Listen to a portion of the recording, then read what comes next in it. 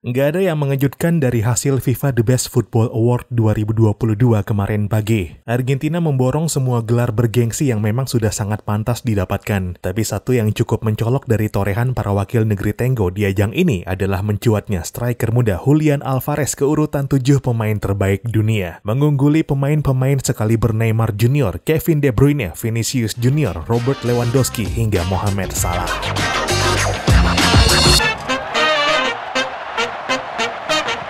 Halo dan selamat datang kembali di Papa Bola. Ya, hasil yang cukup jadi kejutan dari voting The Best FIFA Men's Player 2022 adalah melejitnya Julian Alvarez, striker 23 tahun Argentina yang baru membuat musim debutnya di Eropa. Ya, Alvarez memang pendatang baru di benua biru, arena paling kompetitif di dunia si kulit bundar, tapi nggak butuh waktu lama baginya menembus jajaran atas pemain terbaik dunia. Berdasar ranking The Best FIFA Football Award, penghargaan individu pesepak bola paling bergengsi setelah Ballon d'Or. Melejitnya peringkat Alvarez di penghargaan tersebut nggak lepas dari tingginya dukungan yang dia dapatkan dalam tahapan voting yang dilakukan oleh para pelatih dan kapten timnas anggota FIFA, serta para jurnalis terpilih dari berbagai belahan dunia. Dalam prosesnya, masing-masing pemilik suara bakal memilih 3 pemain terbaik untuk dijagokan. Pilihan pertama mendapat 5 poin, pilihan kedua 3 poin, dan pilihan ketiga 1 poin. Dan setelah hasil keluar, Alvarez ternyata mendapat dukungan yang cukup masif, terutama dari 4 pemilik suara yang menempatkannya sebagai pilihan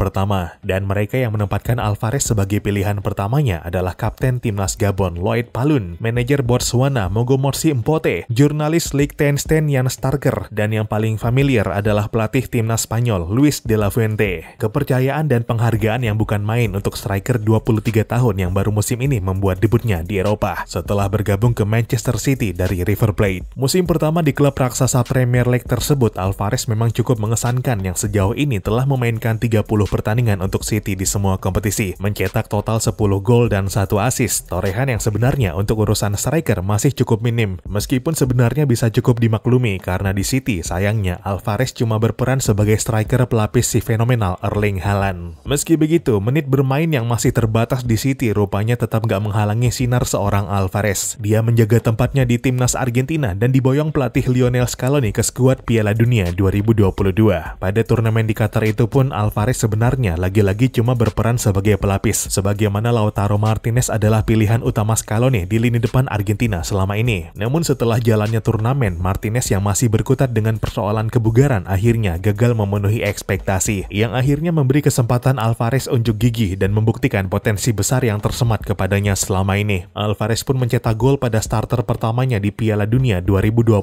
di laga terakhir grup C melawan Polandia, dan sejak itu tempatnya di starting 11 Argentina nggak pernah lagi tersentuh. Alvarez mengakhiri turnamen dengan 4 gol dan bertengger di urutan ketiga dalam daftar top skor turnamen. Piala Dunia 2022 pun jadi panggung besar yang melejitkan namanya yang sebelumnya masih cukup asing. Meskipun telah sejak lama di Argentina, bakatnya telah diyakini sebagai calon bintang masa depan. Kini Alvarez sang juara dunia pun bikin Pep Guardiola sebagai pelatih Manchester City pusing bukan kepalang. Erling Haaland memang langsung bersinar yang juga baru musim pertamanya di Premier League, tapi Alvarez pun jelas terlalu hebat untuk cuma jadi pelapis. Situasi yang akhirnya memaksa Pep meramu skema yang memungkinkan kedua pemain berposisi center forward itu bisa bermain bersama. Tapi tampaknya hasilnya nggak berjalan sesuai rencana. Ketika Alvarez dan Haaland bermain bersama, City hanya mampu meraih 1,83 poin per game. Beberapa hasil minor terjadi belakangan ini, seperti tertahan imbang 1-1 dengan Nottingham Forest, kekalahan 1-0 dari Tottenham Hotspur, hingga disingkirkan Southampton dari perempat final Carabao Cup setelah kalah 2 gol tanpa balas. Memainkan Alvarez dan Haaland bersamaan pun terbukti nggak efektif buat kedua pemain. Haaland memang tetap produktif dengan 17